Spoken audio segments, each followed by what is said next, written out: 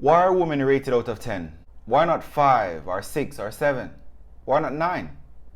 Why are women rated at all? Is it misogynistic to rate women? Why are men not rated more frequently? I'm gonna ask you to do me a favor, subscribe to the channel and like the video. On this channel, I'm gonna give you a lot of wisdom because I won't pander to men and I won't pander to women. I'll pander to the truth. And everyone needs to hear the truth sometimes. So subscribe and like the video. Let's get into it. So, women are rated out of 10. Perhaps it's because 10 is a very convenient number. Women are rated more frequently than men because men usually are judged not based on their quote-unquote attractiveness, but usually are judged based on what they do or what they have achieved. So, is it misogynistic to rate women, or is it just a playful descriptive marker to separate the most attractive women or to identify the most attractive women and those who are average and those who are less attractive? Is it beneficial to men and women? I'm not so sure it is beneficial to men and women. I think there might be an argument put forward by the feminists. Don't be surprised if the feminists think of it as a patriarchal idea to socialize women in a certain way. I just think it's an idea that has been made popular by YouTubers and Hollywood, particularly the movie Out of My League.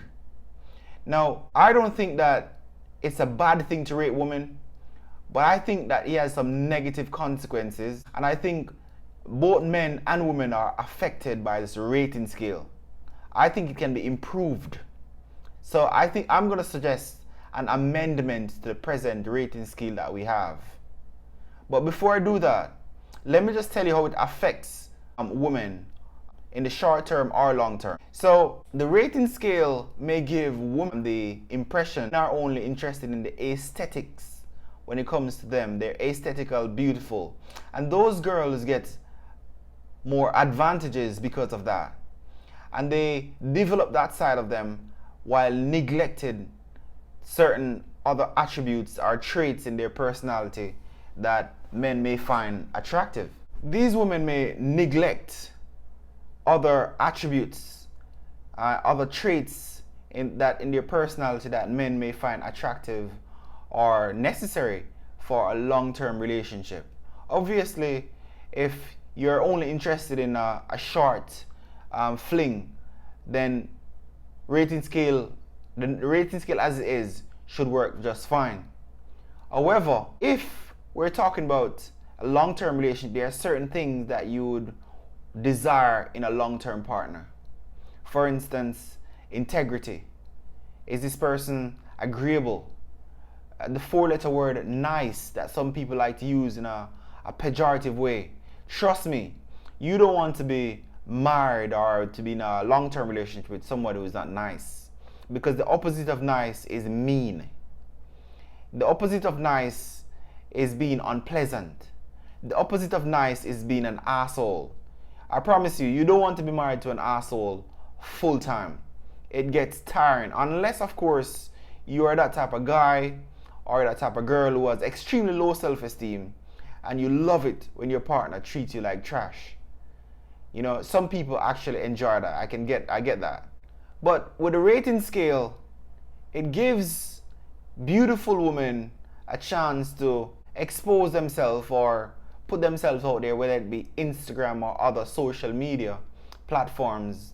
And it is reinforced by men, women, and the social media that beauty is what is very, very important. And it is. But what about those women, those wonderful souls, those beautiful minds that are 3 and 4 and 5 and 6 and 7 at best? What about those people? What about those women? Who should be with them? Let's imagine for a second there's this guy called John. He's dating 2 women, Lady A and Lady B. So Lady A is a stunner. When she's in her bathroom robe, she's a 9.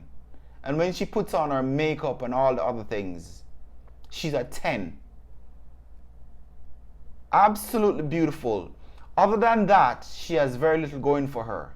Very little integrity, very little loyalty. She's not a nice person, very disagreeable. So when you put her on the rating scale 2.0, remember, she's a 9 or 10 on her best day, but on the rating scale 2.0, she only gets 13. So that means she's about a 4 when we talk about attributes and other things. Personality, she only gets a 4. But Lady B, what if she is a 6 but a 7 on her best day?